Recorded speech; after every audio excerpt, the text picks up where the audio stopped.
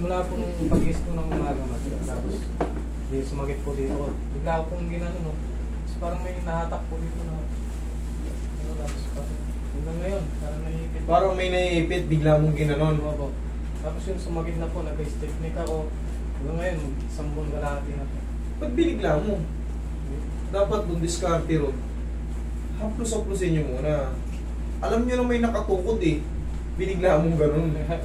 Diyos ko naman. Tapos lumagotok po eh. Kaya nga eh. Pag ano, pataas na pag ano. Diba? Baka nakakalso yun, nakakalso ng ano, hindi maganda yung pagkaano. Sa kakatulog siguro, maaaring sa pagtulog yun. Sabihin natin, isang oras ka nakaganon. Ngayon, bumaba yung disc mo. Siyempre, alam mo, ganito yan. Siyempre, lalaki ka eh. Lahat ng mga buhatin, trabaho, mabibigat, nasusubukan natin. Ngayon, siyempre, sabihin na natin, napagod ka nung araw na yun, natulog ka. Isang oras ka nakaganon, baka hindi natin alam kung isang oras na kasi sarap minsan, sarap ng tulog natin eh. Pag-ising mo yun, parang may isti-isti ka. Masakit pag ginaganon mo. Ang ginawa mo naman, dahil masakit na ganon, parang may pumipigil, bigla mong ganon, lumagutok. Ngayon, parang nang naipit lahat. Tapos nangangalay na po dito, sumasakit na rin po dito. Ito parang kinukuryente. Kaya nga, ano yan sir, nakaipit yan ngayon. Ang pinaka-the best na gagawin mo dyan sir. Ngayon kasi, kailan ka nadali? Isang buwan na po mahigit. Isang buwan na? Akala ko ka na. Okay, isang buwan na mahigit. Ang magiging ano natin dyan, tatraction natin yan. Pag tatraction natin yan, obserbahan mo ng 4 to 5 days. Okay? Kasi hindi yan kagad mawawala. Isang buwan, diretso-diretso yung pagkaipit. Sa leg kasi, pag nasira yung leg nyo, kumbaga may sira, kumbaga may masakit, automatic katagalan magra-radiate yung pag ganito. Bakit? Tignan nyo yung nervous system natin. Baka yung mga bagong nanonood, sa leeg po, yan, nandyan yung puno ng mga spinal nerve papunta sa kamay. Okay, kaya magra-radiate yan. Ngayon, ang gagawin natin yan, tatanggalin natin yung ipit. Lingon ka ron. May masakit sa ganyan. Hindi mo po masyado masakit. Pag ganito, sa kaliwa. Wala po. Paano siya masakit? Yung pag ano po, pag nagta-tricycle ako, pag sumasakit po dito, sa dito. Sa dito? Sa ulo. Sa aking ulo. Okay, sige. Pag ako. Parang may ngawit na hindi mo mawari. Hanggang dito po, hanggang ngayon, ngalay po ito. Hanggang ngayon, ngalay niya. Sa susunod, huwag mong gaganunin. Unti-untiin mo muna kasi masakit nga eh. Huwag mong biglayin kasi hindi mo alam ang kalalabasan. Katulad yan, binigla mo. Hindi pati dito mo yun, sa ulo mo, masakit na. Nung nakaraan, dito lang. Dito lang. Eh yung stiffness kasi, pangkaraniwan, yan nangyayari talaga sa atin yan kasi nga, minsan ang sarap ng tulog natin, isang posisyon lang tayo. Minsan, nawawala pa yung una natin sa sarap. Bumababa yun, nakaganon tayo. Kaya pagising natin, pangkaraniwan lang yan. Ang pinaka-tabes na gagawin yun, huwag nyo munang iligo. Huwag nyo munang iligo kasi ako nagkakaroon din ako ng ganyan eh. Haplusan nyo lang muna ng mga ganun-ganunin nyo lang muna. Para tapos, ang exercise niyan eh, huwag kayong gaganyan, huwag kayong gaganon. Ganito lang oh. 1, 2, 3. 1, 2, 3. Tapos, painitin nyo lang yung mga muscle nyo sa leg. Yun lang. Tapos, antayin nyo lang ng 3 to 4 days. Kasi yun ang duration ng ano yan eh.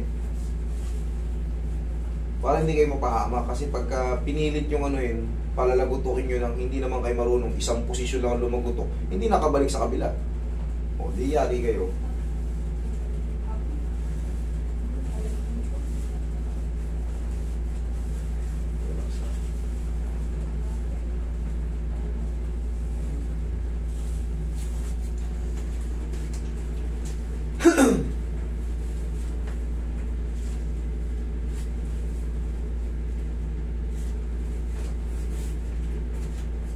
Tayo ka.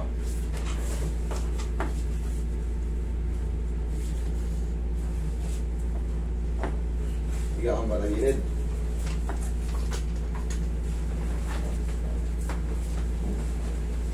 Pagka ulitin ko pag nakakaramdam na kayo ng stiff neck sa umaga, parang ang bigat na agad ng leg nyo, huwag nyo nang munang iligo. Maniwala kayo sa akin. Pag niligo nyo yan, nabasain ng tubig yan, mamayang hapon, severe na yan. Kaya ang pinaka-the best sa diskarte dyan, maghugas na lang kayo. Kung may pasok kayo sa trabaho, dayain nyo lang muna. Magpunas-punas na lang kayo, hugasan yung mga private nyo. Yan ang diskarte dyan. Na-experience ko na rin kasi yan. Dapat.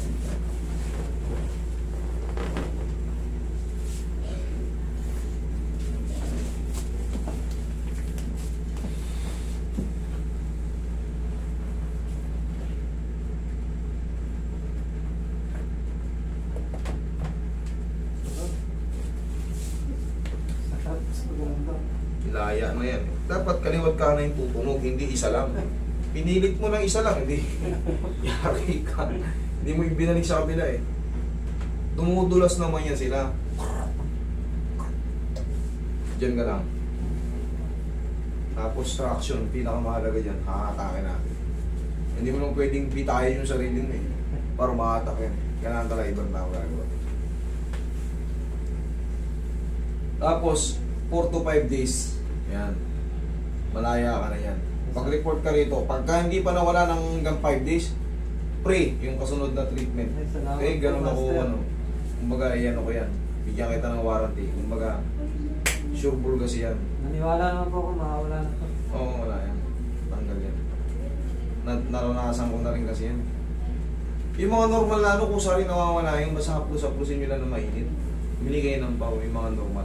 Minsan kasi nagiging ano lang tayo, nagpapanik tayo kasi hindi naman tayo normal na nakakaramdam noon. Kaya akala mo, masusolusyonan mo sa sarili mo. Itikin mo ng ano, tumunog. Mali, yari ka.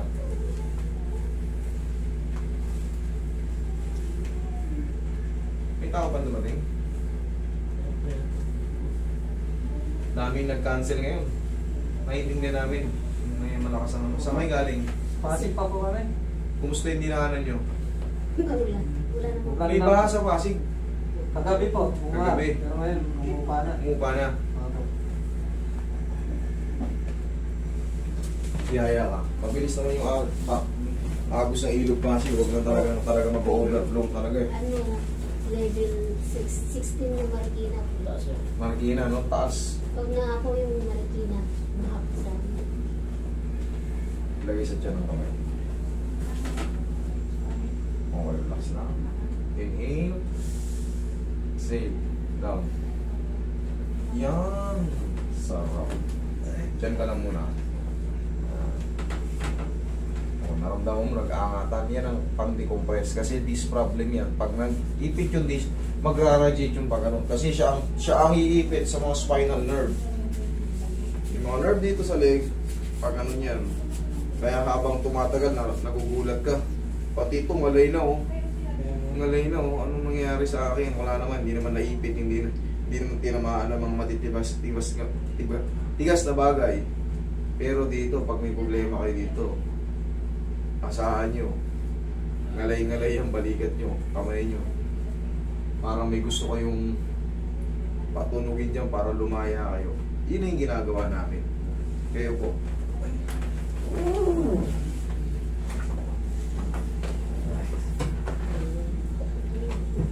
Dito ko pa. Ay, sorry. Meron pang finish ano. Ganito ang gagawin nyo ha. Para lapit mo. Pag ulitin ko ha. Pagka kayo ay feeling nyo na stick na kayo pagkagising nyo. Oh, parang masakit ha. Ang ginagawa nyo parang tumigas ha. Parang may tigil. Bumili kayo ng pau. Ganyanin nyo lang yan. Oh. Huwag nyo didiinan. Ganyan-ganyan nyo lang. Yung haplos lang ng pagmamahal. Kaya lang. Hindi na kailangan masaktan. Yan oh. Patamaan nyo lang ka. Lahat na maabot nyo. Ganyan nyo lang. Ila yung pinaka-the best dyan. Kasi mag-iinda na 3 to 4 days kusa na yan nawawala. Pero pag yan binasa nyo, asahan nyo pag tanghali na o rapo na, yung kanina nagaganyan-ganyan masakit nyo pa lang, ganyan na kayo nyo, no? Yung lingon nyo, obserbahan nyo. Pag nangyari sa inyo yan, maglinis na lang kayo ng mga private nyo. Dayain nyo lang, maghilamos na lang kayo. Ito, huwag din babasahin. Haplusin nyo ng pau. Tapos magpabango na lang kayo kung may pasok kayo. Basta ang mahalaga, linisin nyo yung mga private natin. Yun lang. tiisin nyo lang muna yun. Kaysa naman, ay hindi, ligo kayo, tignan mo. Obserbahan niya. Yung mga nai-stiff neck, lalo yung nag-uopisina,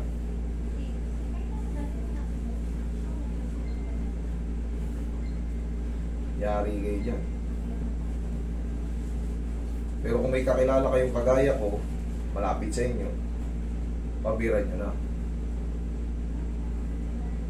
Kasi ito, isang buwan na o diba dapat 3 to 4 days lang. Ito, isang buwan na.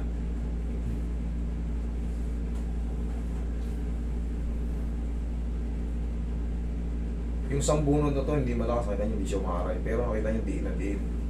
May technique dito sa sambunod. Anit lang maaangat. Kumbaga hindi talaga yung hiklat na hiklat yung panloob. Aangat din natin ang anit.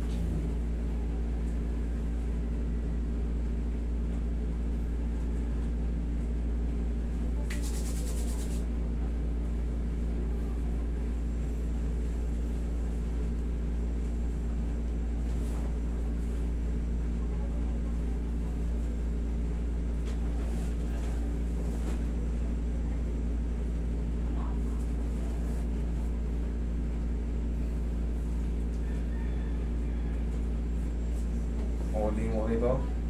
Kabila. Mukhang mas magaan. Yung kanina yung ngayon. Hindi. Ngayon po. Parang wala na nga yung dito.